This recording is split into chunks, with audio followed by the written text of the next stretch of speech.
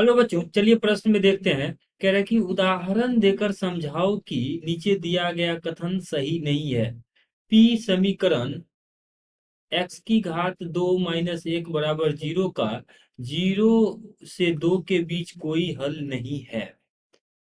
तो दिए गए प्रश्न के लिए अगर हम मुख्य अवधारणा की बात करें, तो दिए गए प्रश्न के लिए मुख्य अवधारणा ये हो जाएगा।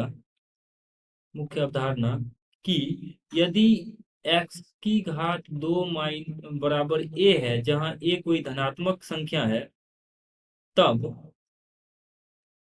x का जो मान होता है ये होता है प्लस माइनस a का वर्ग मूल। ऐसा a हमेशा धनात्मक होना चाहिए, तभी हम ऐसा कर सकते हैं। अब देखिए प्रश्न में कह रहा है कि यहाँ पर समीकरण x की घात 2 - 1 बराबर 0 है का 0 से 2 के बीच कोई हल नहीं है। अब देखते हैं इसका 0 से 2 के बीच हल है कि नहीं है। तो यहाँ पर अगर देखें तो x की घात 2 बराबर 1 आ जाएगा, और इस मुख्य अवधारणा के अनुसार यहाँ से x का जो मान है ये आ जाएगा प्लस माइनस √1। अब इसको अगर हम सरल करके लिखेंगे तो x का मान जो है ये +√1 यानी 1 और -1 आ रहा है। अब देखिए यहाँ पे -1 जो है 0 और 2 के बीच नहीं स्थित है, लेकिन एक जो है 0 और 1 2 के बीच में होता है।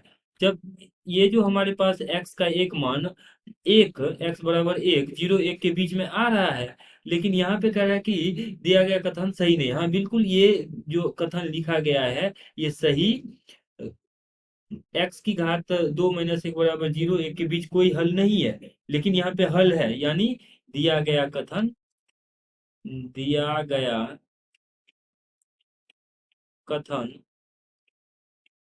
सत्य नहीं है, सत्य नहीं है। और यहाँ पे उदाहरण के तौर पे हमने देखा कि x का मान एक जो है 0 1 के बीच में 0 और 2 के बीच में नहीं है, लेकिन -1 जो है, मतलब x का जो एक मान 0 और 2 के बीच में है, लेकिन यहाँ पर x बराबर -1 ये जो है x बराबर 0 2 के बीच स्थित नहीं है। यानी ये जो कथन लिखा हुआ है कि कह रहा है कि 0 2 के बीच कोई हल नहीं है, लेकिन यहाँ पर एक हल है, तो दिया गया कथन सत्य नहीं है। आशा करते हैं कि आपको ये प्रश्न समझ में आया होगा। धन्यवाद।